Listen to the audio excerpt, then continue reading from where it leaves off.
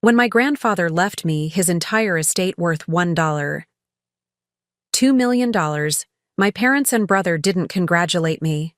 They ambushed me. They demanded I sign over everything to save the family. At the emergency family meeting they arranged, I revealed something that left them speechless. This is how I learned that sometimes the hardest choice isn't between right and wrong. It's between your family's expectations and your own self-worth. Before we jump back in, tell us where you're tuning in from, and if this story touches you, make sure you're subscribed because tomorrow, I've saved something extra special for you.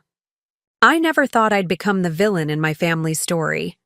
Growing up, I was always Lindsay the reliable, Lindsay the responsible, Lindsay the one who never caused trouble. My brother Jason was the golden child, the charismatic entrepreneur, with big dreams who just needed a little more support to make it.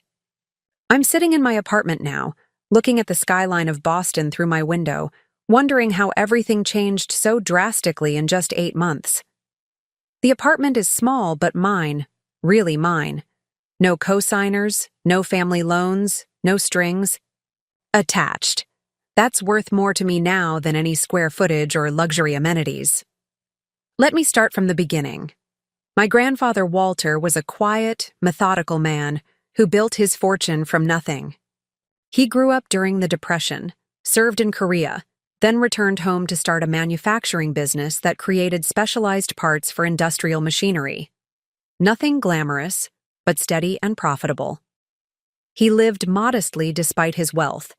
In the same 4-bedroom colonial house where my mom grew up. Growing up, I spent every Sunday afternoon at Grandpa Walter's house. While my parents and brother would usually find excuses to skip these visits, I genuinely enjoyed our time together. We'd play chess. He never let me win. Work on his vintage car collection in the garage, or just sit on his porch drinking lemonade while he told stories about the old days. Wealth doesn't make a person, Lindsay, he'd often tell me, his voice gravelly from years of smoking pipes.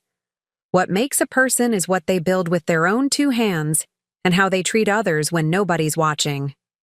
I took his lessons to heart. After college, while Jason was launching his 3rd guaranteed success business venture with my parents' financial backing, I got an entry-level position at an environmental engineering firm. The pay wasn't great, but the work was meaningful, and I was good at it. I lived within my means, saved diligently, and slowly worked my way up. My relationship with my family was complicated. My parents, Diana and Robert, weren't bad people, but they had always operated with a clear hierarchy of attention and resources. Jason first, everyone else second. When Jason needed $50,000 to start his fitness app company, they took out a second mortgage. When I needed help with student loans, they suggested I build character by working through college. "Your brother is building something important," Mom would say, her voice tinged with the reverence usually reserved for discussing religious figures. "He's going to change the world. We need to support his vision." I learned early on not to compete for their attention or resources. I built my life separately, created my own support systems, found mentors at work, and made friends who valued me for who I was, not where I fell in some family pecking order. Grandpa Walter passed away quietly in his sleep 3 months ago, at the age of 86. Despite our close relationship, his death hit me harder than I expected. He wasn't just family. He was the one person who had always seen me clearly, who valued my practical nature and quiet determination. The funeral was small, just as he would have wanted. My parents seemed appropriately sad, but distracted. Jason's latest business was facing cash flow problems, and they spent much of the reception huddled in corners with him, speaking in urgent whispers. 2 weeks after the funeral, I received a call from Mr. Harmon, Grandpa's attorney. "Lindsay, we need to discuss your grandfather's estate. Can you come to my office tomorrow at 10 a.m.? I took the morning off work and drove to the small law office in Grandpa's hometown. Mr. Harmon was an older man with silver hair and horn-rimmed glasses who had been my grandfather's friend for over 40 years. "Thank you for coming, Lindsay," he said, gesturing for me to take a seat across from his cluttered desk. I'll get right to the point.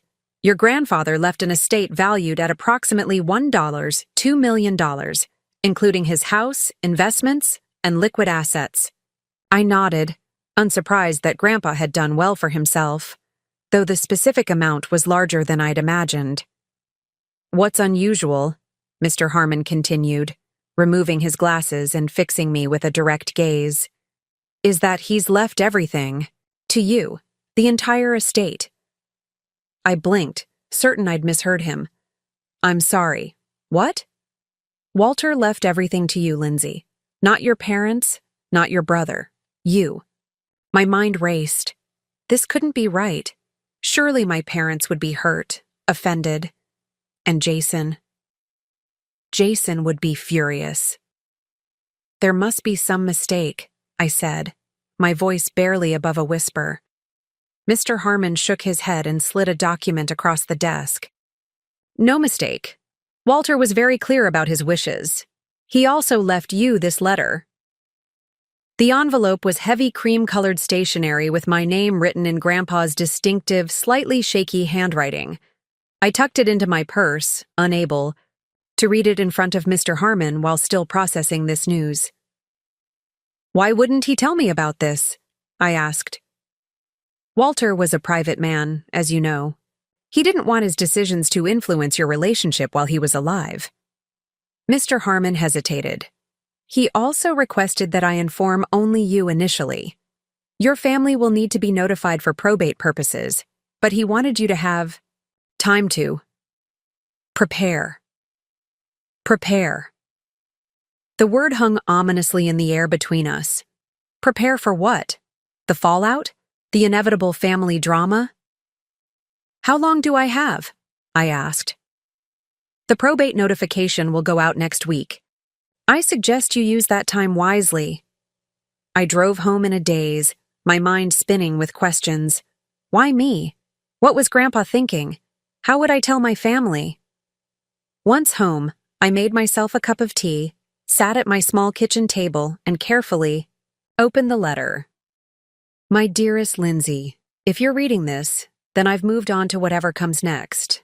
Don't waste too much time being sad about it.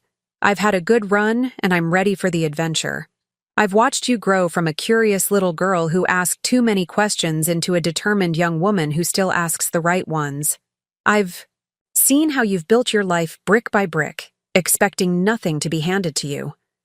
I've also seen how your family has treated you. Always the reliable one, never the celebrated one. I'm leaving you my estate not because I love you more than the others, though perhaps I do, but because I trust you more. I trust you to use these resources wisely, to build something meaningful, to make decisions based on what truly matters, rather than what shines brightest in the moment.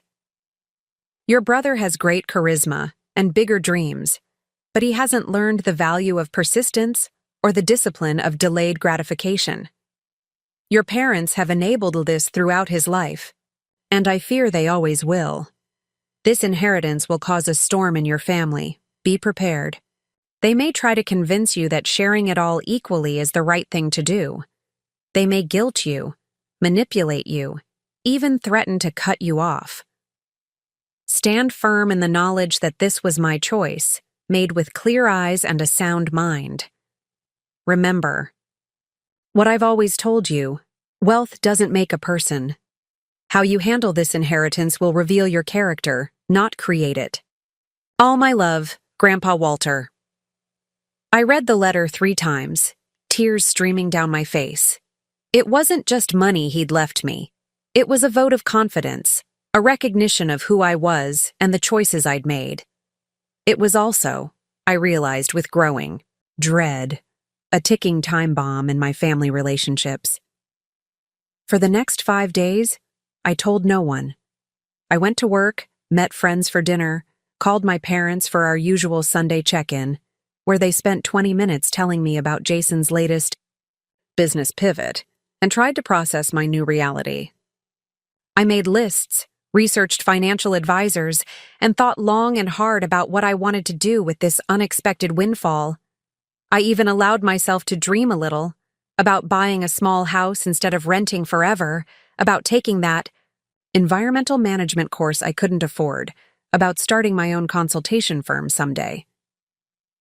The call came exactly a week after my meeting with Mr. Harmon. It was my mother, her voice higher pitched than usual. "Lindsay, we need to talk. There's been some confusion about your grandfather's will." "What confusion?" I asked, playing dumb even as my heart raced. "He's left everything to you. Obviously, this must be a mistake. Your father is meeting with a lawyer tomorrow to contest it." I took a deep breath. "It's not a mistake, Mom. Grandpa was very clear about his wishes." Silence stretched between, as taut as a wire. "You knew?" she finally asked, accusation creeping into her tone. "I found out last week." "And you didn't tell us? Your own family?" I closed my eyes, focusing on keeping my voice steady. I was processing it myself. I needed time to think. "Well, there's nothing to think about. This is clearly unfair. To your father, Walter's own son, and to Jason. We're family. We share things equally." I almost laughed at that. When had anything in our family ever been shared equally? "Mom, this was Grandpa's decision. He must have had his reasons." "His reasons?" Her voice rose sharply. "His reason is that you manipulated him in his old age. You were always over there, always buttering him up. What did you say to him to turn him against the rest of us?" The accusation stung, but I wasn't entirely surprised. This was classic Diana Reynolds behavior. When faced with an uncomfortable truth, find someone else to blame. I never discussed inheritance with Grandpa. Ever. "I don't believe you. We're having a family meeting tomorrow night at our house. 7 p.m. Be there." She hung up before I could respond. I spent that night oscillating between anxiety and determination. I pulled out Grandpa's letter again, drawing strength from his words. Stand firm in the knowledge that this was my choice. By morning, I had made my decision. I would attend the family meeting. I would listen to what they had to say, but I would not allow myself to be bullied or manipulated into giving away what Grandpa had entrusted to me. I called in sick to work, something I rarely did, and spent the day preparing. I made a detailed spreadsheet of how I planned to use the inheritance responsibly. I reviewed Grandpa's letter and the will documents again. I even practiced responses to the arguments I anticipated they would make. By the time I pulled into my parents' driveway that evening, my hands were steady and my resolve was firm. This wouldn't be easy, but I owed it to Grandpa, and to myself, to honor his wishes. The scene inside was exactly as I expected. Mom and Dad sat on one side of the dining room table, Jason on the other, with a single chair left empty for me. The atmosphere was thick with tension, and no one bothered with the usual hugs or pleasantries when I entered. "Sit down, Lindsay," Dad said, his voice uncharacteristically stern.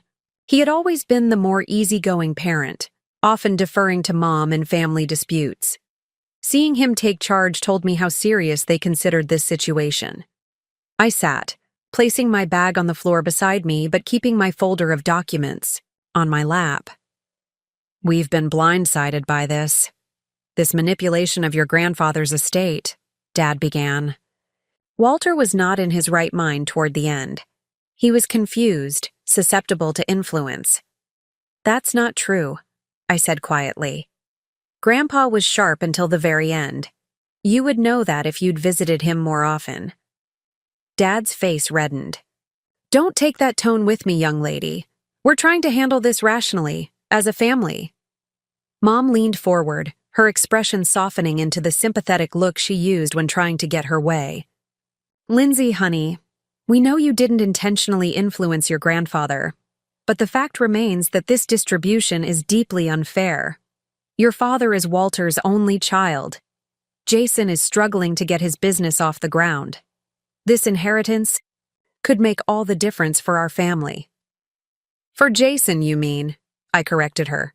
Jason spoke up for the first time, his handsome face arranged in the earnest expression that had charmed investors out of hundreds of thousands of dollars over the years. Linz, I know we haven't always been close, but this is a chance to change that. My company is on the verge of a major breakthrough. The algorithm is revolutionary. We just need capital to scale. With Grandpa's money, we could turn this into a family legacy, something we all benefit from. I looked at each of their faces. Mom's calculated sympathy, Dad's righteous indignation, Jason's practiced sincerity. They were so convinced of their own entitlement that they couldn't even conceive of a scenario where Grandpa had made this choice deliberately and with sound judgment. I've made a decision, I said, my voice stronger than I expected. They all leaned forward eagerly, assuming I was about to capitulate. I'm going to honor Grandpa's wishes. The inheritance stays with me. The silence that followed was deafening. Then, all at once, they erupted. You can't be serious. After everything we've done for you. This is pure selfishness. I let them vent for a minute before raising my hand. To my surprise, they actually stopped talking. I came prepared. For this reaction, I said, opening my folder. I want to show you something. I pulled out a stack of paper and placed it on the table. It was a comprehensive financial history that I had compiled. Every time my parents had financially supported Jason over the past 10 years, with dates, amounts, and purposes. Next to it, I placed a much smaller list of the support they had given me. The disparity was stark and undeniable. This isn't about fairness, I said, my voice calm but firm. If it were about fairness, you would have treated us equally all along. This is about Grandpa making a choice based on what he observed in this family for decades. Mom tried to push the papers away. That's ancient history. This is about now, about family loyalty. No, I countered. This is about the patterns that have defined our family. Jason starts businesses that fail. You bail him out. He starts another. You bail him out again. Nothing ever changes because there are no consequences for failure and no incentives to succeed independently. Jason's face darkened. That's a low blow. My businesses haven't failed. They've evolved. The market is volatile. The market isn't the problem, Jason, I interrupted. Your business model is. You chase trends instead of building something sustainable. You spend on flash instead of substance. And why wouldn't you? Mom and Dad have always been your safety net. That's enough, Dad snapped. If you won't reconsider voluntarily, we'll contest the will. We'll show that Walter was not of sound mind. I pulled out another document. Mr. Harmon anticipated that. Grandpa underwent a full cognitive assessment by a geriatric psychiatrist 3 days before signing his final will. He scored in the 95th percentile for his age group. The assessment is included in the legal documentation. The fight seemed to go out of Dad all at once. Mom, however, switched tactics. What about family? She asked, her voice trembling. Does that mean nothing? To you, after all we've sacrificed? Family means everything to me, I replied, feeling a lump form in my throat. But family shouldn't mean sacrificing one member's future for another's. Grandpa saw that happening here. He saw me always coming second, always being asked to give so Jason could take. I turned to face my brother directly. I don't resent you for being the favorite, Jason. That wasn't your fault. But I do resent being expected to keep that pattern going forever. I deserve a chance at the future I want too. I stood up, gathering my documents. I'm willing to help you, Jason. Not with a blank check, but with guidance. I'll connect you with my company's business development team. They can review your business plan, suggest improvements, maybe even introduce you to legitimate investors. But I won't just hand over Grandpa's money to be burned through like all the rest. I looked at each of them. these people who shared my blood but had never truly seen me. I love you all. I hope someday you'll understand that this isn't me being selfish. This is me finally refusing to be invisible. With that, I walked out, my heart pounding, but my step steady. The weight of their expectations, their disappointment, their anger. I felt it all lifting with each step I took toward my car. I didn't know what would happen next. Whether they would contest the will anyway, whether our relationship could ever heal, whether I would always be the villain in their narrative. But for the first time in my life, I wasn't defined by their perception of me. I was standing in my own truth, honoring not just Grandpa's faith in me, but also my faith in myself. As I drove away from my parents' house that night, I realized that the inheritance wasn't really about the money at all. It was about recognition, value, the right to chart my own course without constantly being redirected to serve someone else's journey. That realization was worth more than any dollar amount could ever be. Preparing and narrating this story took us a lot of time, so if you are enjoying it, subscribe to our channel. It means a lot to us. Now back to the story. The morning after the family meeting, I woke up feeling something unexpected. Peace. Despite the confrontation, despite the angry texts from my mother that had continued well past midnight, despite knowing that the battle was likely far from over, I felt lighter than I had in years. I made myself a cup of coffee and sat by my apartment window, watching the city come alive. My phone buzzed with another message. I expected more guilt from my mother, or perhaps a manipulative apology from Jason. Instead, it was from Eliza, my closest friend since college. "How did it go? Still on for breakfast? You're going to need pancakes for this debrief." I smiled and texted back, "Definitely still on. Need pancakes and bacon." 2 hours later, I was sitting across from Eliza in our favorite diner, recounting the previous night's showdown. "So you actually walked out? Just like that?" Eliza's eyes were wide with both shock and admiration. As someone who had witnessed my family dynamics firsthand over the years, she knew how monumental this stance was for me. "Just like that," I confirmed, cutting into my stack of blueberry pancakes. I've spent my entire life trying to earn their approval, trying to be good enough, despite never being Jason. Last night, I finally realized I don't need their approval to validate my choices. Eliza reached across the table and squeezed my hand. "I'm proud of you, Linz. That couldn't have been easy." "It wasn't," I admitted. "But you know what's weird? The hardest part wasn't standing up to them. It was realizing that I could have done it years ago. I've been giving away my power for so long that I forgot I had any." "So, what happens now? With the money, I mean." I took a deep breath, excitement bubbling up as I shared my plans aloud for the first time. "I'm going to be smart about it. Grandpa wouldn't want me to squander this opportunity. First, I'm meeting with a financial advisor next week, someone Mr. Harmon recommended who specializes in sudden wealth management." "Smart move," Eliza nodded approvingly. "I'm thinking I'll allocate it in thirds," I continued, warming to my topic. 1/3 for long-term investments and retirement. 1/3 for education and professional development. I'm going to finally take that environmental management certification course and maybe even apply for that executive MBA program I've been eyeing. "And the last third?" I smiled, feeling a thrill of possibility. "Seed money for my own environmental consulting firm. I've been drafting business plans for years, you know that. Helping companies transition to sustainable practices without sacrificing profitability. I've got the technical knowledge from my current job and the client contacts. What I've never had is the capital to strike out on my own." Eliza's face lit up.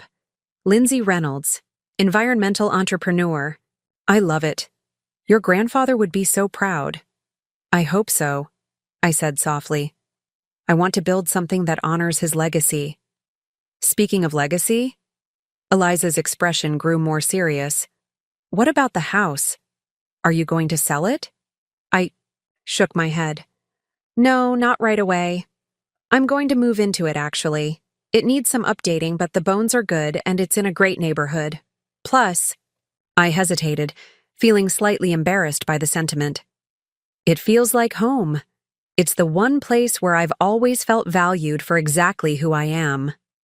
Eliza smiled knowingly. That's worth more than the real estate value. Exactly. And it's close enough to the city that I can still commute to work, at least until I get my business off the ground. We finished our breakfast, and as we were paying the bill, Eliza asked the question I'd been dreading.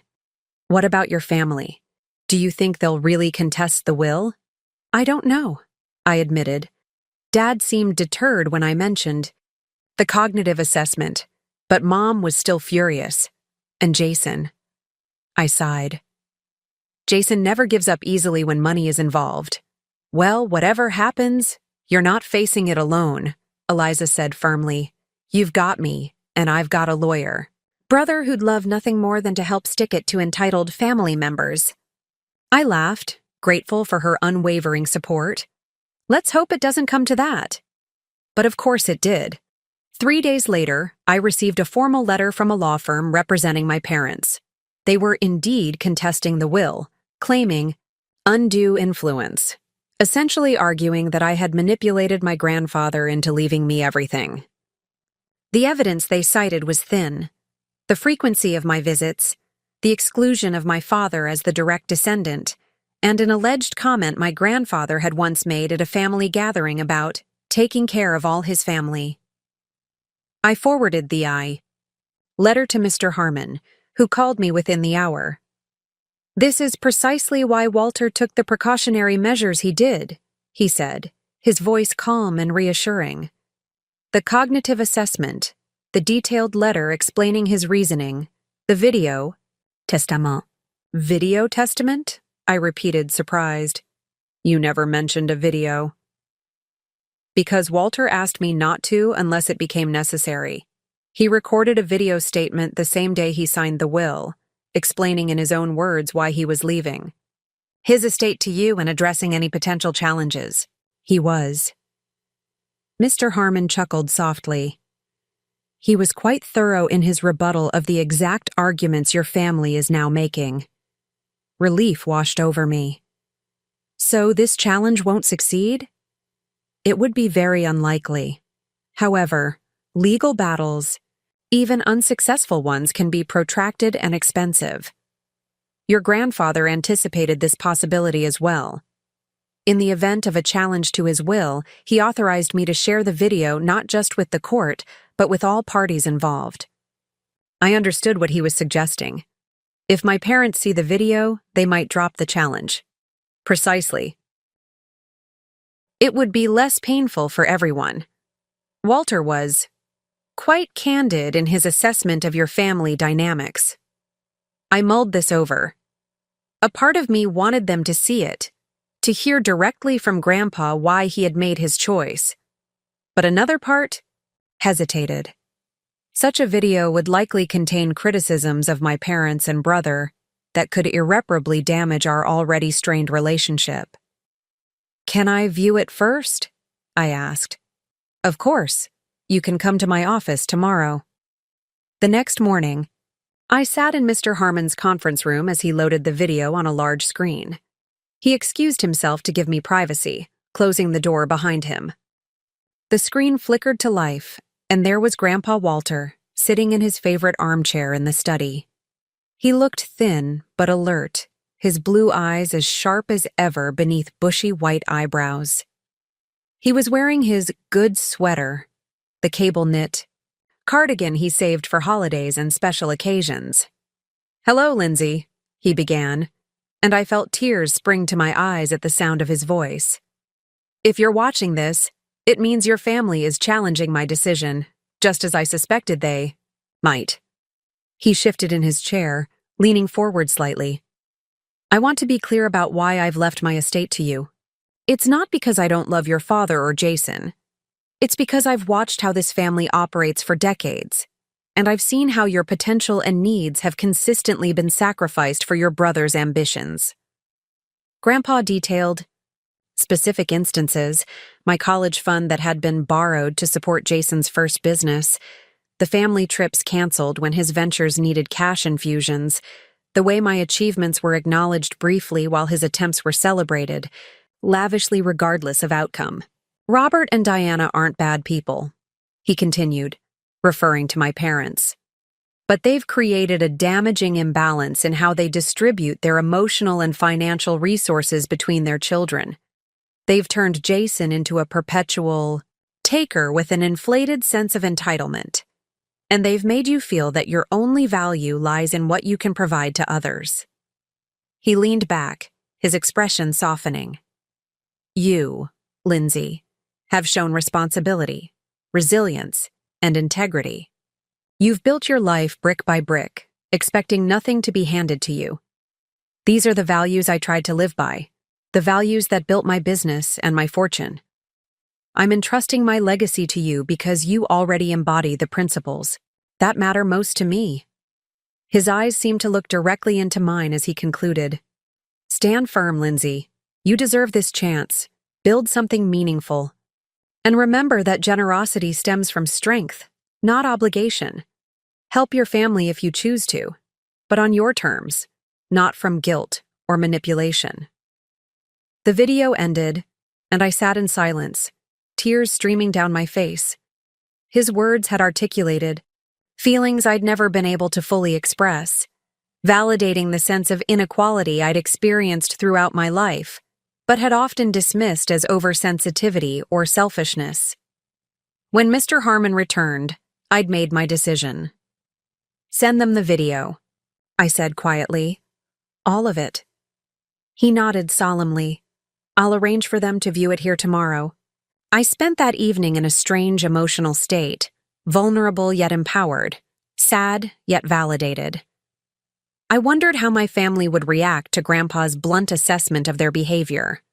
Would they recognize the truth in his words, or would they dismiss him as a bitter old man who didn't understand their intentions? My phone remained silent the next day. No angry calls, no accusatory texts. The silence was both a relief and oddly unsettling. Finally, as I was leaving work, my phone rang. It was my father. Lindsay, he said, his voice uncharacteristically subdued. We need to talk, not at the house, somewhere neutral. We agreed to meet at a quiet coffee shop halfway between our homes. When I arrived, I was surprised to find only my father waiting. No Mom, no Jason. They don't know I'm here, he explained as I sat down across from him. Your mother is still processing, and Jason is angry. And you? I asked cautiously. Dad sighed deeply, running a hand through his graying hair. I'm ashamed. Watching that video, hearing my father speak so plainly about how we've treated you, it forced me to see our family through his eyes. Through your eyes. He looked up at me, his expression pained. Has it really been that bad, Lindsay? Have we really favored Jason so blatantly? The question caught me off guard. I'd expected continued anger, perhaps a more nuanced manipulation. Attempt, but not this apparent sincerity. Yes, I said simply. It has. He winced, but nodded. The worst part is, I didn't even see it. I told myself we were just supporting Jason's potential, that you were fine because you never seemed to need us as much. I didn't realize. His voice cracked slightly. I didn't realize that you'd stopped asking because you knew the answer would always be no. I felt my throat tighten with emotion. For the first time in my adult life, my father was seeing me, really seeing me. We're dropping the challenge to the will, he continued. It was wrong. Dad made his choice, and he had his reasons. Good. Reasons, it turns out. Relief washed over me. Thank you. Don't thank me for doing what should have been obvious from the start. Dad took a deep breath. I can't speak for your mother or brother, but I want to try to repair our relationship. I don't expect forgiveness right away, or maybe ever, but I want you to know that I'm going to work on being better, on seeing you clearly." I nodded, not trusting myself to speak. Part of me wanted to leap at this olive branch, to embrace any chance to heal our fractured family. But another part, the part that had finally learned to stand up for myself, recognized that words were easy. Change was hard. "I'd like that," I finally said, "but I need time, and I need to see real effort, not just good intentions." "That's fair," he agreed. "More than fair, actually." We talked for another hour, more openly than we had in years. He told me that my mother was still convinced that Grandpa had been manipulated, if not by me, then by Mr. Harmon. Jason had stormed out of the lawyer's office halfway through the video, declaring that Grandpa was playing favorites from beyond, the grave. "Give them time," Dad advised. "This has been a shock for all of us. A wake-up call, I hope, but still a shock." As we prepared to leave, he asked tentatively, "What are your plans? For the inheritance, I mean." I hesitated, then decided to be transparent. I outlined my 3-part plan: invest, educate, and build my own business. Dad listened attentively, nodding occasionally. When I finished, he said, "That sounds very responsible. Very you." He smiled slightly. "Dad would approve." "I think so too," I agreed. "If you ever want advice on the business side of things, not that you need it, I'm here. No strings attached." The offer surprised me.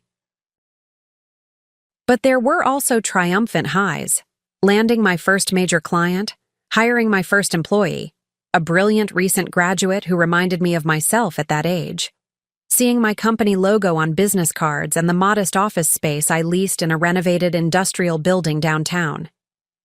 Throughout these months of change, I maintained my weekly ritual of sitting in Grandpa's study on Sunday evenings, reflecting on the week gone by and planning for the one ahead.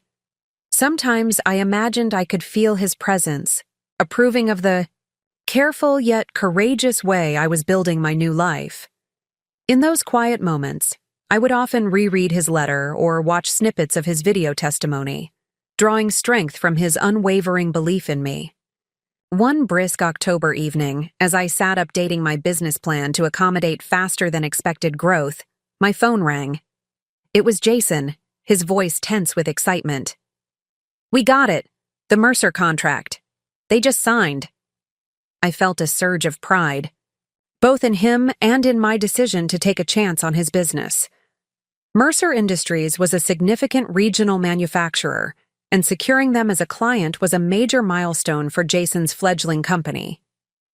"That's fantastic," I said sincerely. "Their environmental compliance issues are complex. This could really establish your credibility in the market." "I couldn't have done it without your help," Jason said.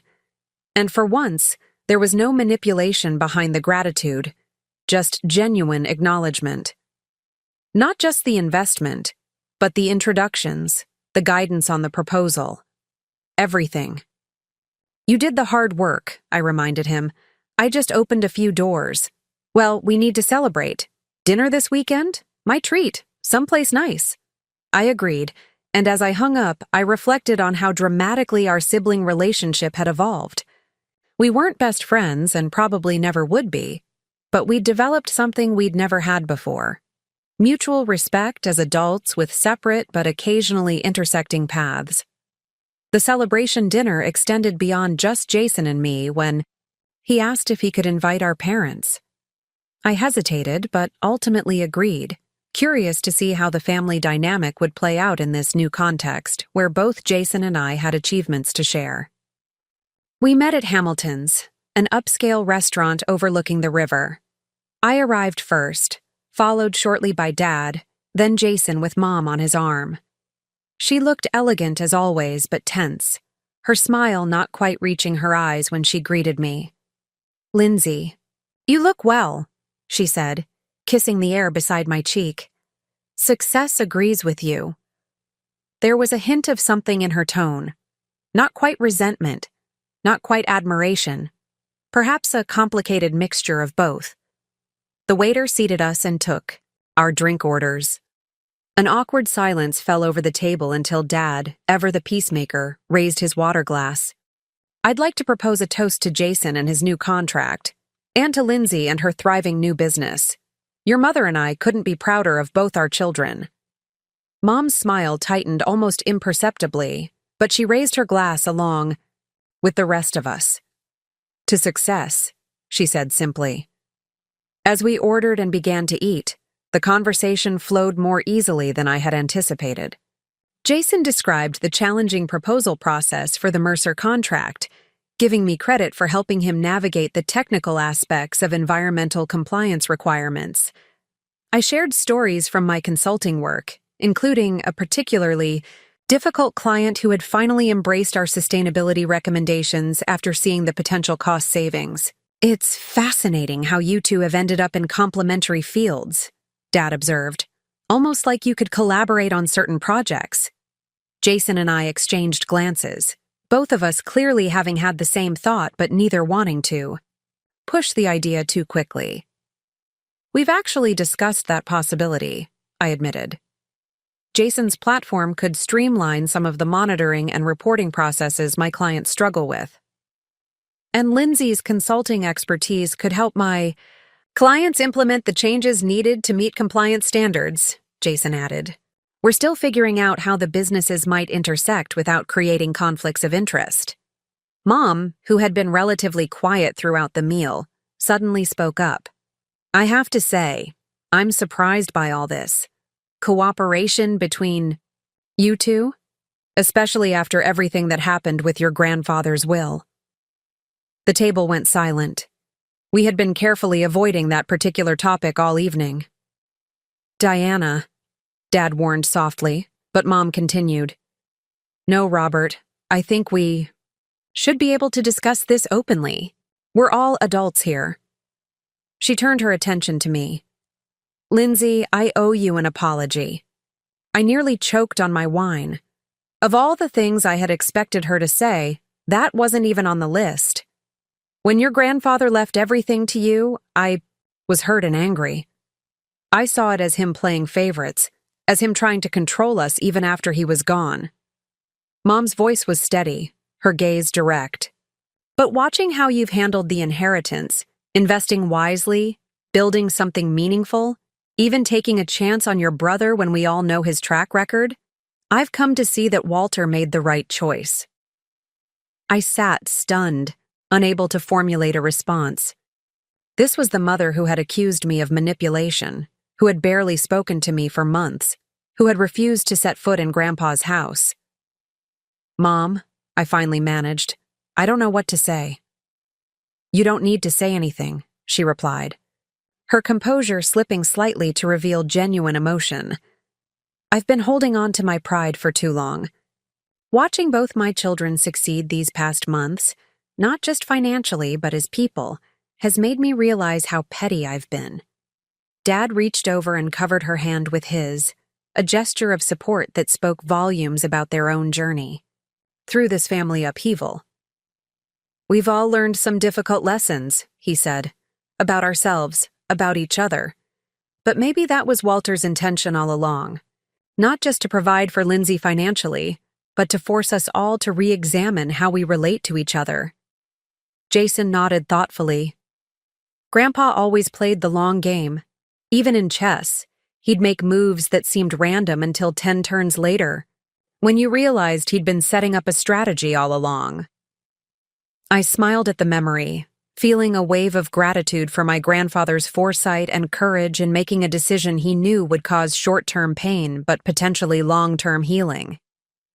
Speaking of long games, Jason continued, turning to me with an eager expression, I wanted to run something by you. A potential expansion of the business that would require additional investment, but could significantly increase our market share. Dad chuckled. Some things never change. Jason always has another vision, another level to reach for. But there was affection rather than criticism in his observation, and Jason grinned good-naturedly. True, but this time I have actual data to back it up, not just big dreams. And I'm not looking for a handout. I'm looking for a strategic partner who'll hold me accountable. He glanced at me. What do you say, Linz? Want to hear my pitch? The fact that he was asking in this setting, in front of our parents, was significant. In the past, Jason would have approached me privately, using charm and emotional manipulation to secure funding before our parents even knew he needed it. This new transparency represented real growth. I'd be happy to hear your pitch, I said. Send me the business plan and we'll set up a proper meeting next week. Actually, Jason reached down beside his chair and pulled up a sleek leather portfolio. I brought it with me. Mom laughed, a genuine sound that I realized I hadn't heard in months. Some things definitely never change, always prepared with the sales pitch. But there was no bitterness in her tone, just wry acknowledgement of her son's persistent nature. We spent the rest of dinner reviewing Jason's expansion plans, with Dad offering valuable insights from his corporate experience, and Mom occasionally interjecting with surprisingly astute questions about market positioning. It wasn't a conventional family dinner conversation, but it felt more authentic than any interaction we'd had in years. All of us bringing our true selves to the table rather than playing assigned roles. As we waited for dessert, Mom reached into her purse and pulled out a small, velvet-covered box. I have something for you, Lindsay. I've been waiting for the right moment, and this feels like it. She slid the box across the table to me. Inside was a delicate gold necklace with a small pendant, a chess piece, specifically a queen. This was your grandfather's last gift to me, Mom explained, her voice soft with memory. He gave it to me about a month before he passed away. He said it was to remind me that in chess, the queen is the most powerful piece because she can move in any direction. She met my eyes directly. He said I should remember that strength comes from flexibility, from adaptability, not from rigid expectations. I didn't understand what he meant at the time, but I think I do now. I lifted the necklace from the box, deeply moved by both the gift and the insight into my grandfather's final communications with my mother. It's beautiful, thank you. I think he would want you to have it, Mom said. You embody that principle better than I ever did. The moment was interrupted by the arrival of our desserts, but the significance of the exchange lingered as we enjoyed our coffee and shared plates of the restaurant's famous chocolate torte. As the evening wound down and we prepared to leave, Dad insisted on picking up the check, despite Jason's protests that this was supposed to be his celebration dinner. Tonight ended up being about much more than just Jason's contract, Dad said, firmly. It's about our family finding a new equilibrium, a healthier way of relating to each other. That's worth celebrating. Standing on the sidewalk outside the restaurant, we exchanged goodbyes with a newfound warmth. Mom actually hugged me, a real embrace rather than the air kiss formality of our greeting. Will you come to the house? Soon? I asked her impulsively. I've finished the kitchen renovation. I think you'll like what I've done with it. A shadow of hesitation crossed her face, then cleared. I'd like that, she said. Maybe next weekend? Perfect. Sunday brunch? We'll be there, Dad answered for both of them, his expression conveying how significant he knew this invitation was. Jason slung an arm around my shoulders in a casual half-hug. Want me to bring the business plan backups on Sunday too? We could go through them after Mom and Dad leave. Let's make Sunday just family time, I suggested. We can schedule a proper business meeting later in the week. He nodded, understanding the boundary I was setting between our personal and professional relationships. As I drove home that night, I felt a sense of peace settling over me. The inheritance that had initially caused such turmoil had become a catalyst for growth and change, not just for me, but for my entire family. We were finding our way toward a new normal, one built on honesty, respect, and recognition of each person's unique value. Back at the house, I walked through the rooms that had gradually transformed under my care. The kitchen was now a bright, welcoming space with sustainable bamboo cabinets and energy-efficient appliances. The formal dining room had been converted into a home office where I often worked on weekends. The gardens had been revitalized with native plants that required less water and provided habitat for local pollinators. In each space, I'd found a balance between honoring Grandpa's legacy and creating something that reflected my own vision. It seemed an apt metaphor for what I was doing with his financial inheritance as well. I ended the evening as I always did, in the study that remained largely unchanged, writing in my journal about the day's events. As I recorded the unexpected reconciliation with my mother, the promising developments in Jason's business, and my own growing confidence as an entrepreneur, I realized that the true value of Grandpa's inheritance wasn't measured in dollars. The real gift had been the opportunity to redefine myself and my place in the family, to move from being the invisible, reliable daughter to becoming a visible, respected individual with agency and purpose. The money had been the catalyst, but the transformation was my own accomplishment. I closed the journal and gently touched the queen pendant, now hanging around my neck.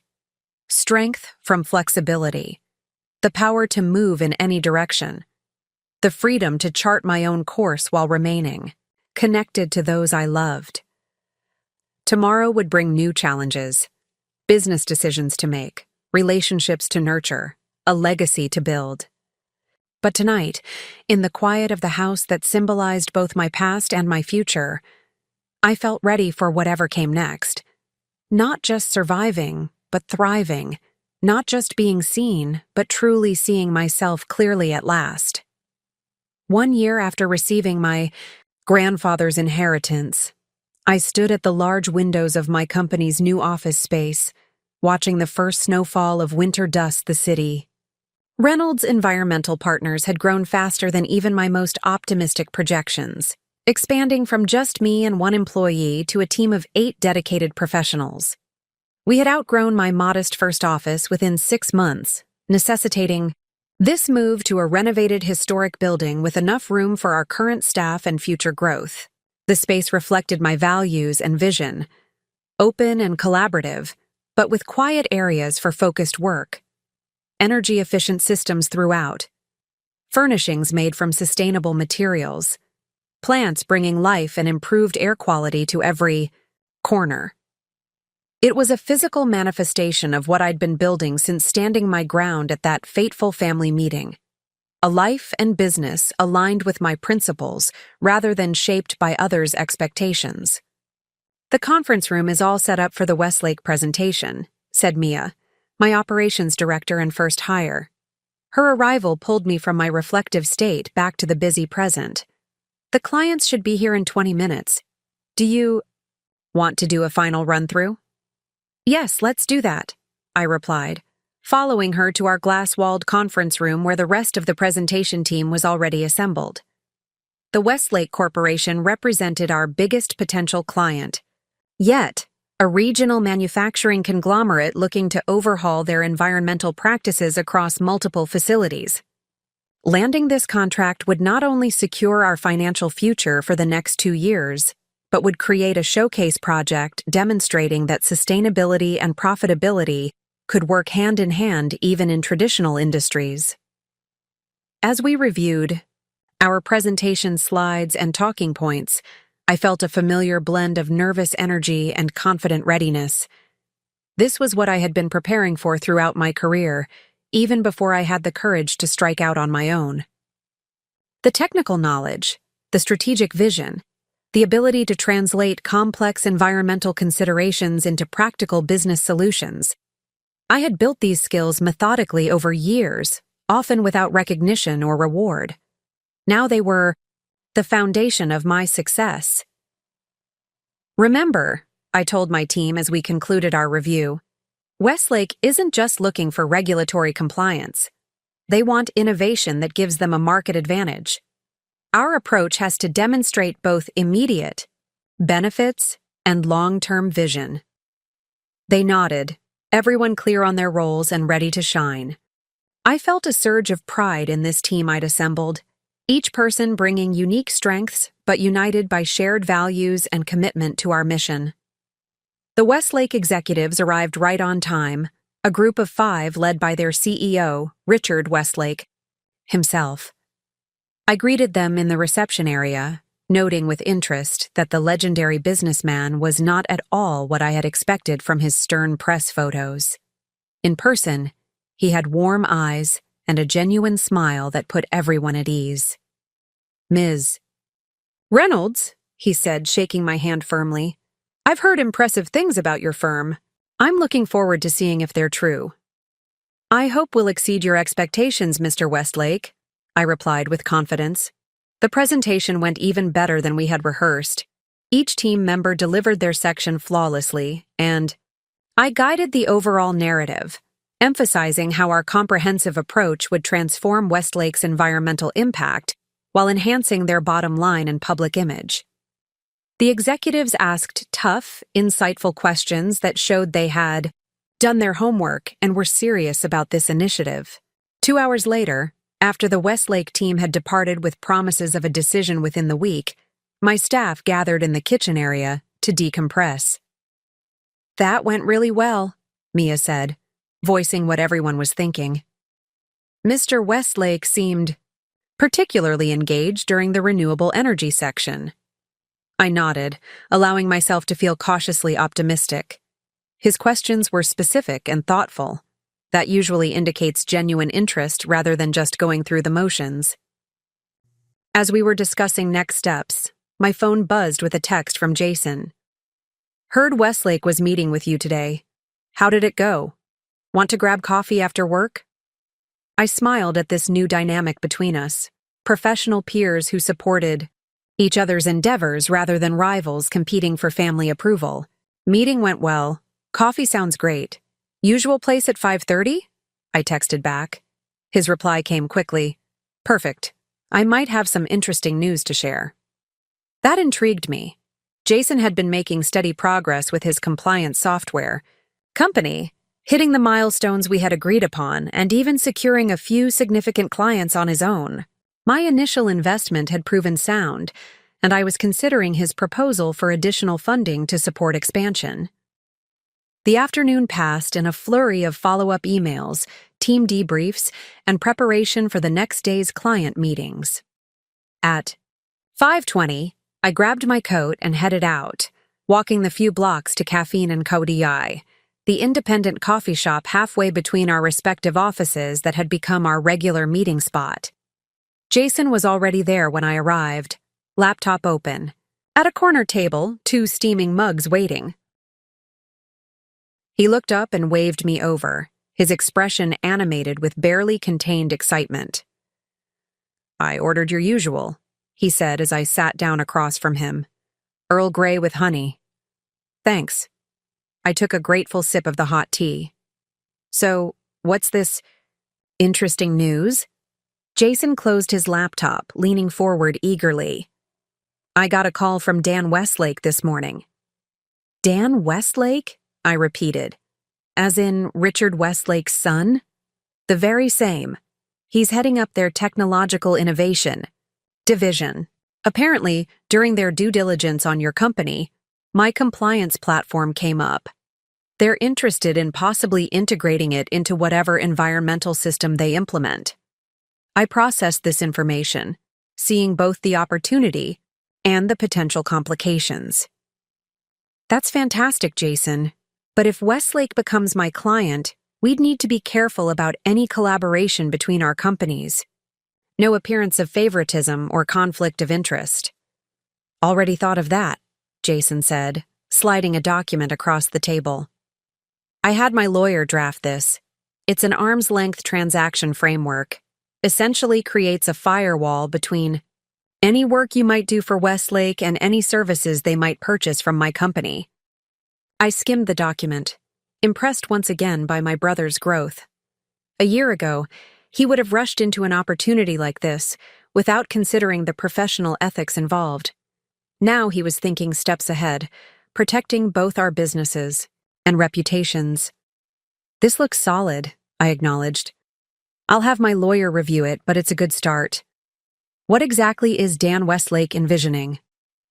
Jason explained the preliminary discussions, his technical knowledge evident as he detailed how his software could enhance the environmental management systems my team would be designing for Westlake. We spent the next hour sketching potential approaches, careful to maintain appropriate boundaries while exploring genuine synergies between our companies. It's weird, Jason said as our conversation wound down. A year ago, I would have seen this as a competition, trying to get a bigger piece of the Westlake pie than you, seeking Mom and Dad's approval for landing a connection with such a prestigious company. And now? I prompted, curious about his perspective. Now I see how much more powerful it is when we each excel in our own lanes but find ways to create something better together than either of us could alone. He shook his head, smiling ruefully. Grandpa would say it took me long enough to figure that out. He'd be proud of how far you've come, I said sincerely. Both of us, Jason corrected, though he always saw your potential clearly. It took the rest of us longer to catch up. That simple acknowledgement meant more to me than any apology or grand gesture could have. It represented a fundamental shift in how my brother perceived me, as a competent, successful person in my own right, not just a supporting character in his story. Our conversation shifted to family matters. Sunday brunches at my house had become a monthly tradition, gradually healing old wounds and creating new, healthier patterns of interaction. Mom had even started helping me restore Grandpa's garden, finding common ground in our shared love of nurturing growing things. Mom mentioned you might host Thanksgiving this year, Jason said, at Grandpa's house. I'm thinking about it, I admitted. It feels right somehow, bringing the family together there, continuing traditions while creating new ones. Jason nodded thoughtfully. It would be the first major holiday without Grandpa. All the more reason to honor him by gathering in the home he created. As we prepared to leave, Jason hesitated, then asked, Have you heard from Mr. Harmon lately? The question surprised me. Not since the quarterly trust review last month? Why? He called me yesterday, asked if I could come to his office next week, said there was something Grandpa had arranged that involves both of us. But he wouldn't elaborate. This was unexpected. He didn't mention anything to me. Probably nothing major, Jason shrugged, though his expression suggested he was as curious as I was. Maybe some family heirloom Grandpa wanted me to have now that I've proven I'm not completely irresponsible. We laughed, but I made a mental note to call Mr. Harmon the next day. If there was another aspect to Grandpa's estate plan that was only now coming to light, I wanted to be prepared. The following morning brought an email from Richard Westlake himself. Westlake Corporation wanted to proceed with Reynolds Environmental Partners as their sustainability consultant. The contract would be the largest in my company's short history, a true game changer that validated both my business model and the decision to leave my corporate job. I shared the news with my team, acknowledging their exceptional work while emphasizing that this was just the beginning of an intensive project that would test all our capabilities. Their excited chatter filled the office as they began discussing implementation plans and resource allocation. In the midst of the celebration, I slipped away to my private office to call Mr. Harmon. His assistant put me through immediately. Lindsay, I was planning to call you today, the lawyer said warmly. I assume Jason mentioned our conversation? He did. He said you wanted to meet with both of us about something Grandpa arranged? That's correct. Are you available next? Tuesday at 2 p.m.? I can make that work. What's this about, Mr. Harmon? There was a slight pause before he answered.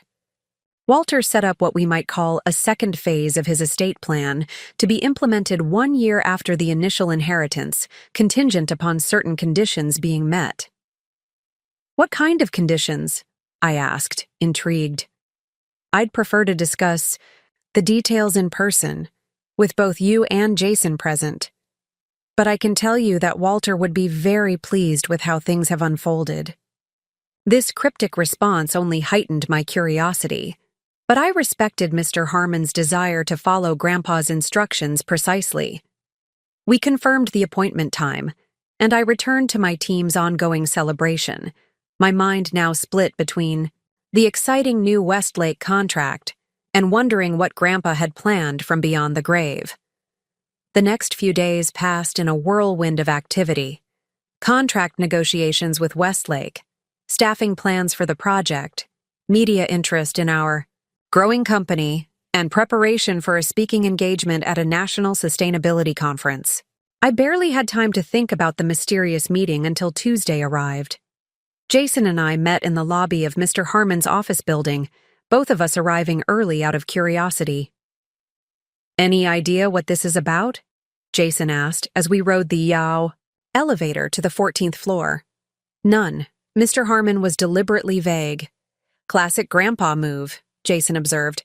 "Always had a flair for the dramatic reveal." Mr. Harmon welcomed us into the same conference room where I had first learned about my inheritance a year ago.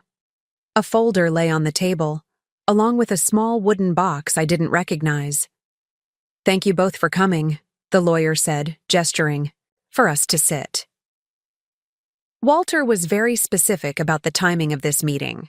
He wanted exactly 1 year to pass from the reading of his will, and he established certain benchmarks that needed to be achieved before this next phase could be implemented. "Benchmarks?" I repeated, exchanging puzzled glances with Jason. "Yes." Walter was, as you know, a meticulous planner. He outlined specific outcomes he hoped his estate plan would facilitate. Mr. Harmon opened the folder. These included Lindsay establishing her own business, Jason demonstrating financial responsibility and meaningful professional growth, and, perhaps most importantly, a healthier relationship dynamic developing between all family members. I felt a chill run down my spine at the realization that Grandpa had anticipated these outcomes with such precision. He hadn't just left me his money.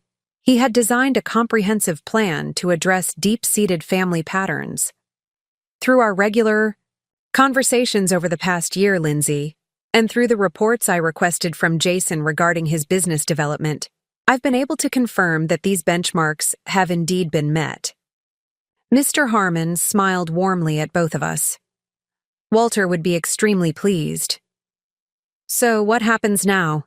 Jason asked, his usual impatience tempered with genuine curiosity. Mr. Harmon slid the wooden box toward the center of the table. Walter established a second trust, separate from the main inheritance. This trust contains funds specifically allocated for a joint venture between his grandchildren. "A joint venture?" I repeated, surprised. "Yes." He believed that you two, working together with your complementary strengths, could create something more meaningful than either of you could accomplish separately. Jason and I looked at each other, both clearly thinking of our recent discussions about potential collaboration on the Westlake project. "The trust contains $500,000 to be used as seed capital for a business endeavor that meets certain criteria," Mr. Harmon continued. "The venture must have environmental sustainability at its core, must leverage both of your professional expertise, and must include a component that gives back to the community." He opened the wooden box, revealing an old-fashioned brass key nestled on velvet lining. This key is symbolic rather than functional. Walter wanted it to represent unlocking potential through collaboration. I reached out and touched the key gently, feeling a wave of emotion at this final gift from my grandfather. Not just financial resources, but a vision for healing and growth that extended beyond his lifetime. "There's more," Mr. Harmon said, extracting a sealed envelope from the folder. Walter recorded a second video message, to be viewed only if the conditions were N.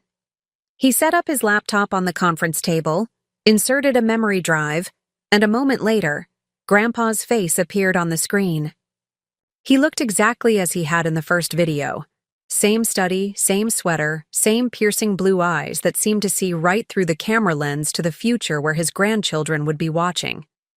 "Hello, Lindsay and Jason," he began, his familiar voice filling the room.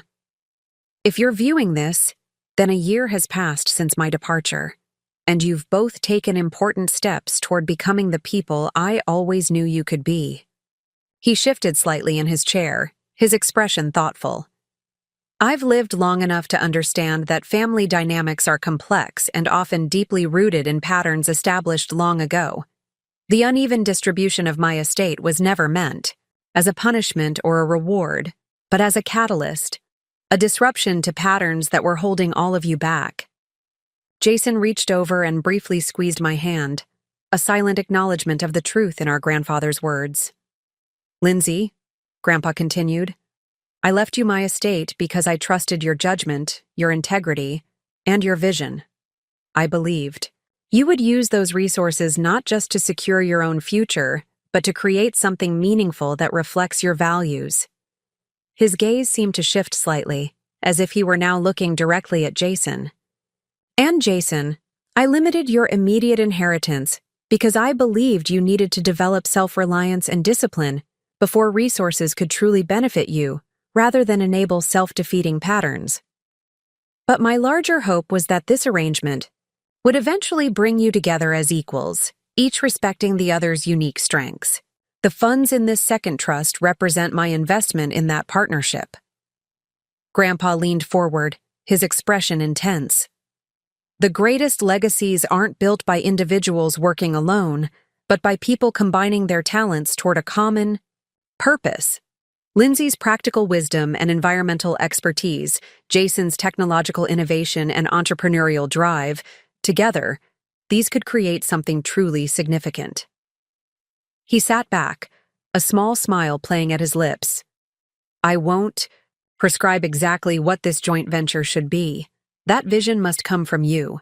But I believe that by working together, you'll not only heal old wounds but build something neither of you could have imagined separately." His expression softened. "I may be gone, but through your collaboration, something of my values and hopes will live on, not as a burden of expectation, but as an opportunity to create your own legacy. Remember what I've always told you both. Wealth doesn't make a person. What makes a person is what they build with their own hands, how they treat others when nobody's watching, and the legacy they create that extends beyond their own lifetime." The video ended, leaving Jason and me in stunned silence. Mr. Harmon quietly closed his laptop, giving us space to process Grandpa's final message. "He planned all of this," Jason finally said, his voice hushed with awe. "From the beginning." "The long game," I murmured, recalling our conversation at the restaurant months ago. Mr. Harmon nodded.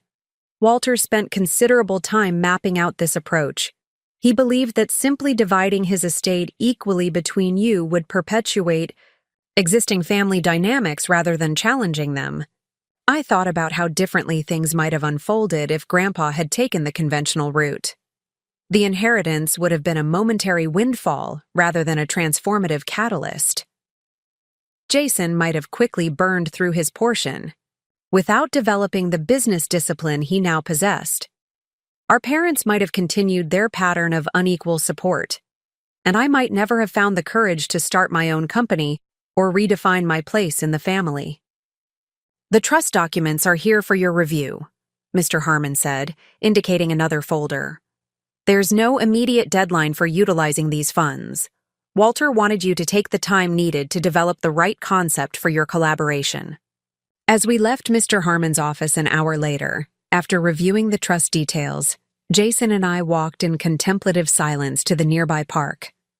We found a bench overlooking a small pond where winter ducks were gliding across the partially frozen surface.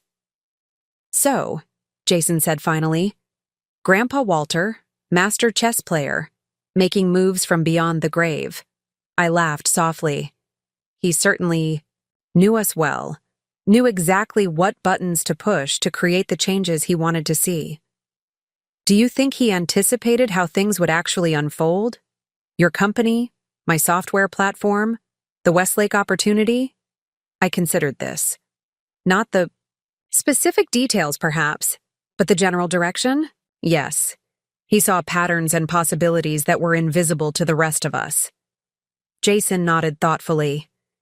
What do you think about this joint venture idea? Is it something you'd want to pursue? I paused, organizing my thoughts. I think Grandpa was right about the potential of combining our strengths, and the timing with Westlake is almost eerie, as if he somehow knew our paths would converge around a project like this. The compliance software I've developed for individual companies could be expanded into a comprehensive platform for entire supply chains, Jason mused, his entrepreneurial mind already racing ahead. If we integrated that with your consulting approach, created something that not only monitored environmental metrics, but actively guided companies toward more sustainable practices. We could potentially transform how businesses approach sustainability. I finished his thought. Make it more accessible, more measurable, more integrated into everyday operations rather than a separate initiative. We spent the next hour on that park bench, despite the December chill, sketching the outlines of what such a venture might look like. The excitement of creation, of building something innovative and meaningful, warmed us more effectively than our winter coats. As the early winter darkness began to fall, we walked back toward the parking garage where we'd both left our cars. What would we call it? Jason asked. This joint venture? I thought for a moment, then smiled. What about legacy systems? It works on multiple levels: technological systems, environmental systems, and honoring the legacy Grandpa created through his unconventional approach to his estate. Legacy systems, Jason repeated, testing the name. I like it. Grandpa would approve of the chess reference too, how individual pieces working together create something more powerful than they could alone. As we reached our cars, Jason turned to me with an unexpectedly serious expression. Thank you, Lindsay. For what? For not giving up on me. For holding me to higher standards instead of writing me off as a lost cause. For seeing potential in me even when I wasn't seeing it in myself. His sincerity caught me off guard. That's what family should do, I said simply. See the best in each other and help bring it out. Well, we're finally learning how, Jason replied. Better late than never. As I drove home to Grandpa's house, my house, that evening, I reflected on the extraordinary journey of the past year. What had begun as a shocking inheritance that triggered family conflict had evolved into something far more valuable than money. Authentic relationships based on mutual respect, personal growth that extended beyond financial success, and now, a vision for collaboration that honored our grandfather's legacy while creating our own. The brass key from Grandpa's wooden box now hung from my keychain, not because it opened any physical lock, but because it represented something profound, the unlocking of potential that occurs when old patterns are disrupted and new possibilities emerge. Tomorrow would bring new challenges: the Westlake project to launch, the joint venture to develop, family relationships to continue nurturing. But tonight, as I pulled into the driveway of the home that had become both my sanctuary and my launching pad, I felt a deep sense of gratitude for the inheritance that had changed everything. Not just the financial resources, but the courage to stand firm in my own worth, the wisdom to recognize healthy boundaries, and the vision to build something meaningful from both. Grandpa's final gift hadn't been money at all.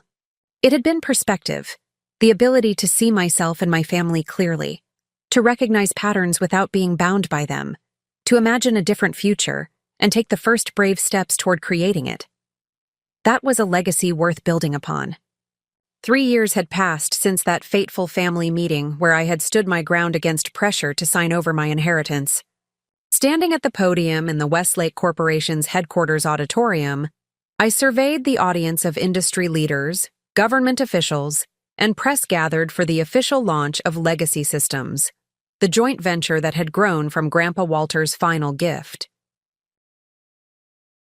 Environmental sustainability isn't just about compliance or public image, I said, my voice steady with the confidence that comes from deep conviction. It's about recognizing that business success and environmental responsibility aren't competing interests, but complementary forces. Our platform doesn't just help companies track their environmental impact. It transforms how they view their relationship with the natural world and the communities they serve. I gestured to the large screen behind me, where our company logo, AI, stylized tree with circuit board patterns in the trunk and branches, was displayed alongside impressive metrics from our pilot programs. In just 18 months of beta testing, companies using legacy systems have reduced their carbon emissions by an average of 32%, decreased water usage by 41%, and improved their regulatory compliance scoring by 87%, all while increasing operational efficiency and reducing costs. The numbers spoke for themselves, but what the metrics couldn't capture was the journey that had brought us here, the personal growth, healed relationships, and transformation of values that had made this moment possible. As I concluded my portion of the presentation and introduced Jason, who would demonstrate the technical aspects of our platform, I felt a surge of pride watching my brother take the stage with confident professionalism. Gone was the entitled young man whose business ventures had been fueled by family handouts and magical thinking. In his place stood a focused entrepreneur whose innovative software was genuinely changing how companies approached environmental management. "Thank you, Lindsay," Jason said, smoothly taking over. "What makes legacy systems different is its integration of compliance requirements, operational efficiency, and forward-looking sustainability planning into a single intuitive platform." As he launched into the technical demonstration, I stepped to the side of the stage where I could see our parents sitting in the front row. Dad gave me a subtle thumbs up, his expression radiating pride. Mom, elegant as always, dabbed discreetly at her eyes with a tissue. Beside them sat Mr. Harmon, who had become not just our lawyer, but a trusted advisor and friend. The journey to this moment had been filled with challenges, setbacks, and unexpected breakthroughs.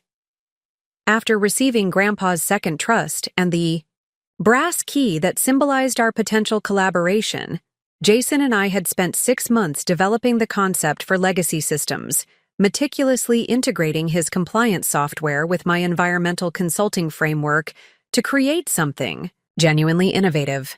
We had presented our business plan to a panel of advisors that included Mr. Harmon, Dad, whose corporate experience proved invaluable, and 3 industry experts who asked tough questions and pushed us to refine our approach.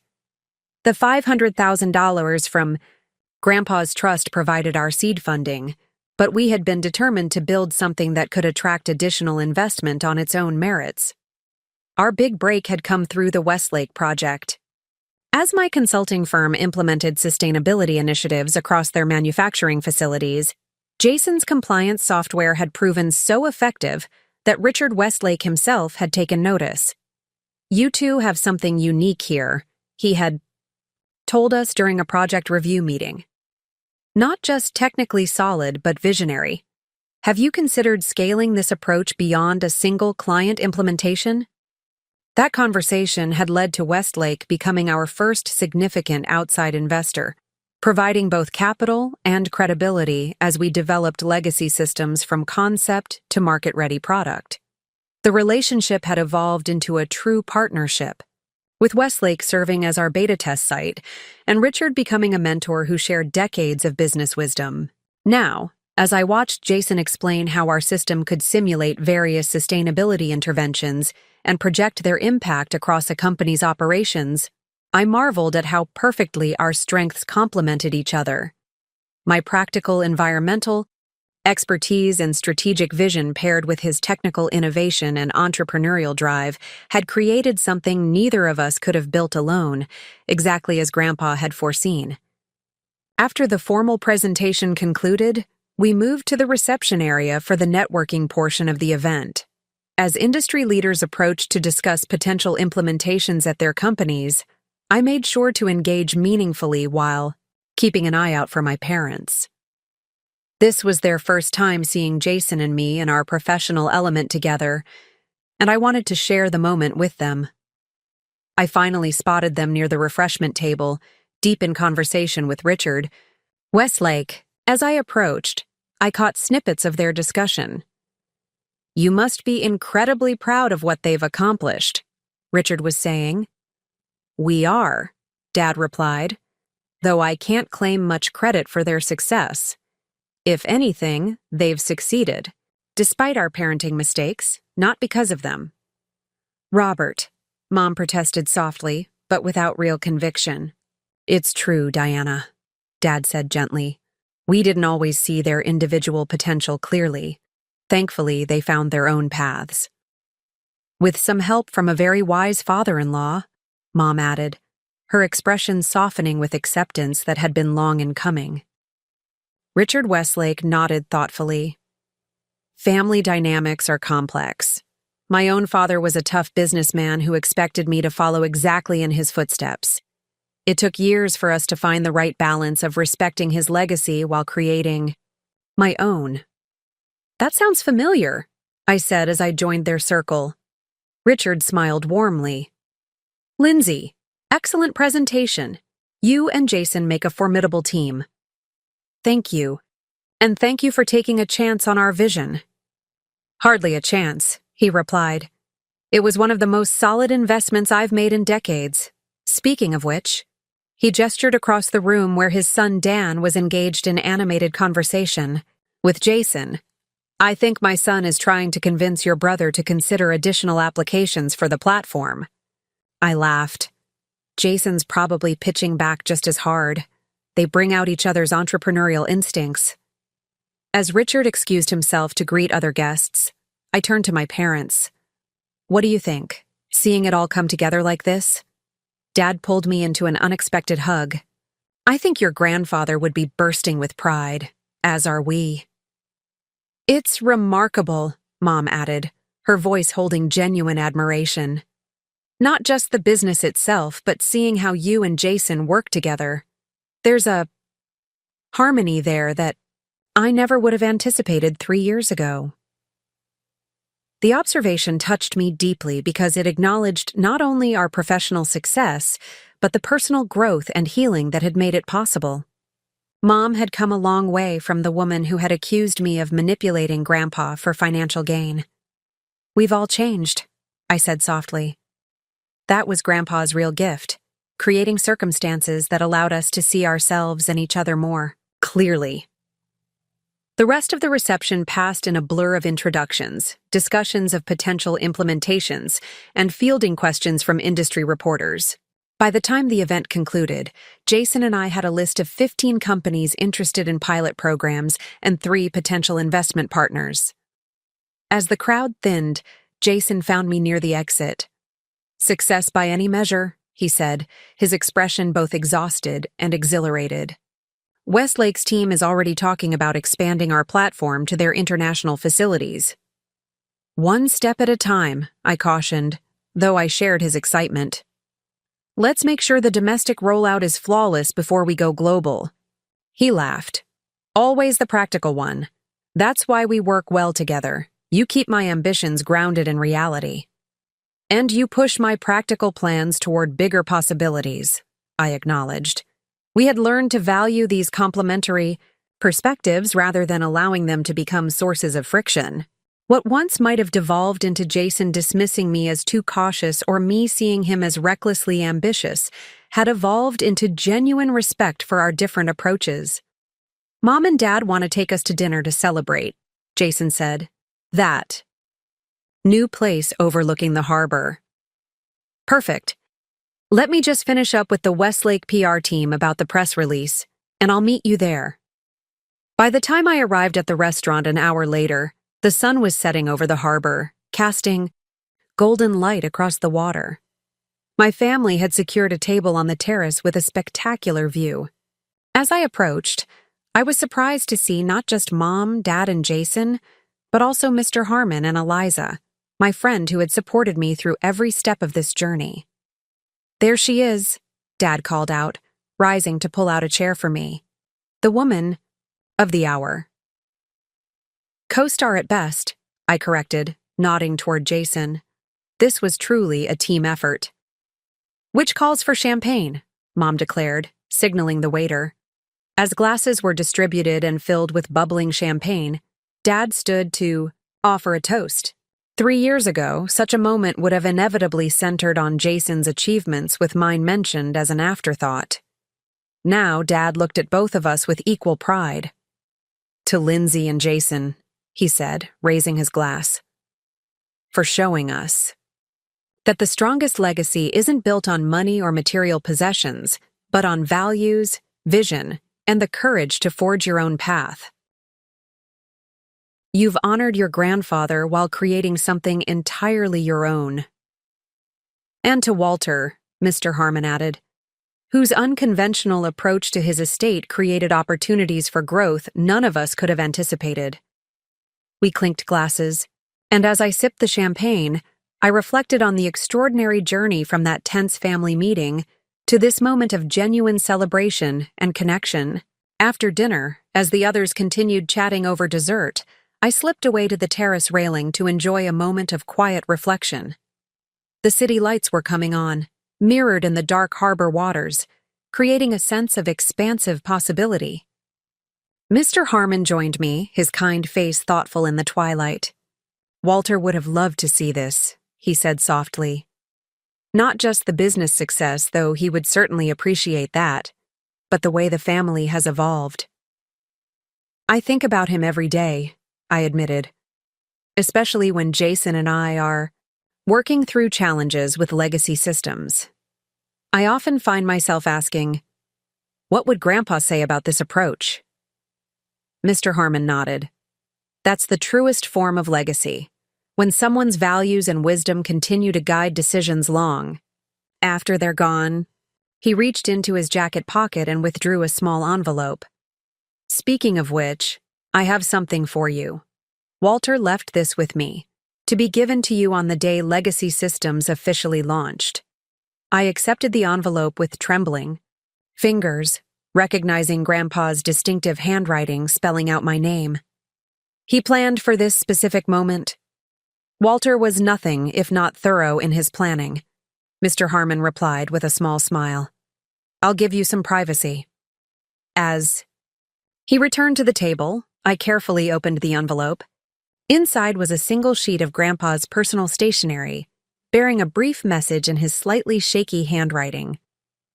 "My dearest Lindsay, if you're reading this, then Legacy Systems has officially launched, and you and Jason have achieved what I always believed possible: creating something meaningful together that honors your individual strengths while transcending personal differences. Remember when I taught you chess? I told you that the queen is powerful, not because she dominates the board, but because she moves with purpose and vision in any direction necessary to protect what matters. You have been the queen in this family's game, Lindsay.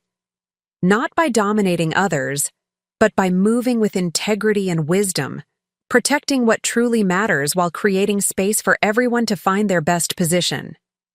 The true measure of wealth isn't what you accumulate, but what you set in motion. By that standard, you are rich beyond measure. With love and pride, Grandpa Walter tears blurred my vision as I folded the note carefully and tucked it into my purse. Even now, years after his passing, Grandpa was still offering guidance and validation at exactly the right moment. I rejoined the table, where conversation had turned to plans for expanding Legacy Systems' Community Impact Program, an initiative that partnered with schools in underserved areas to provide environmental education and technology training. "We're thinking of naming the educational component after Grandpa," Jason was explaining to the others. "The Walter Reynolds Environmental Leadership Program." "He would be honored," Dad said, his voice thick with emotion, "especially since it focuses on building skills rather than just providing resources," I added, thinking of Grandpa's beliefs about true wealth building. As we discussed the program's details, I felt a profound sense of alignment between our business goals and personal values, between honoring the past and creating the future, between individual aspirations and shared purpose. 3 years ago, when my parents demanded I sign over my inheritance to help Jason's business, I could never have imagined where standing firm in my own worth would lead. What had seemed like the end of family harmony had actually been the beginning of something far more authentic and balanced. The painful confrontation had cracked open calcified patterns, allowing new growth and understanding to emerge. Grandpa's strategic distribution of his estate had been the catalyst, but the transformation had required all of us to examine our assumptions, acknowledge hard truths, and commit to healthier relationships. Later that evening, after saying goodbye to everyone, I drove back to Grandpa's house, the home that had become truly mine over the past 3 years. I had renovated it thoughtfully, preserving its character while updating systems for energy, efficiency, and adding my own touches that reflected both respect for its history and vision for its future. In the study that still held echoes of Grandpa's presence, I sat in what had been his chair, now mine, and placed his note on the desk beside the brass key from the wooden box, symbols of the inheritance that had gone far beyond financial resources. My phone buzzed with a text from Jason. "Great night. Planning session tomorrow at 10? Have some ideas about the educational program." I smiled and replied, "Perfect. Bringing coffee and those scones you like." Such a simple exchange, yet it represented a profound shift from the manipulative, imbalanced interactions of our past. We had become not just business partners, but genuine allies who respected each other's strengths and supported each other's growth. I opened my journal, a habit I had maintained since receiving the inheritance, and began to write about the launch event, the family dinner, and Grandpa's final note. As I reflected on the journey from resentment and invisibility to confidence and purpose, I realized that the most valuable inheritance hadn't been the money, the house, or even the business opportunity. It had been the courage to stand in my own truth when it would have been easier to capitulate. The wisdom to recognize that family love shouldn't require self-erasure. The vision to see possibilities beyond established patterns. Grandpa had given me financial resources, yes, but more importantly, he had created circumstances that allowed me to discover my own voice, worth, and power. He hadn't just left me his money, he had helped me claim my life. And in doing so, he had set in motion a transformation that extended far beyond me. To Jason finding purpose and discipline, to my parents recognizing and addressing their unequal treatment, to the creation of a business that was genuinely helping companies balance prosperity and responsibility. That was the ultimate legacy, not assets transferred, but values embodied, not just wealth inherited, but wisdom lived. As I closed my journal and prepared for bed, I felt a deep sense of gratitude mixed with anticipation for what lay ahead. Tomorrow would bring new challenges with legacy systems, ongoing evolution in family relationships, and continuing opportunities to honor Grandpa's faith in me through my choices and actions. The journey that had begun with that difficult family meeting had no final destination. It was a continuing path of growth, purpose, and authentic connection. But now I walked it with confidence, knowing that standing firm in my worth had not only changed my life, but created ripples of positive transformation that continued to spread in ways I could never have imagined. That realization wasn't just comforting, it was empowering. Every time we refuse to diminish ourselves to meet others' expectations, we create space for more authentic relationships and more meaningful contributions. Every time we honor our own value, we make it possible for others to discover theirs as well. Grandpa had understood this profound truth. Through his unconventional approach to his estate, he had given me the opportunity to experience it firsthand. And now, through legacy systems and our educational programs, Jason and I were extending that opportunity to others, creating our own legacy built on the foundation of the one we had inherited. As I drifted toward sleep, Grandpa's words from his final note echoed in my mind. The true measure of wealth isn't what you accumulate, but what you set in motion.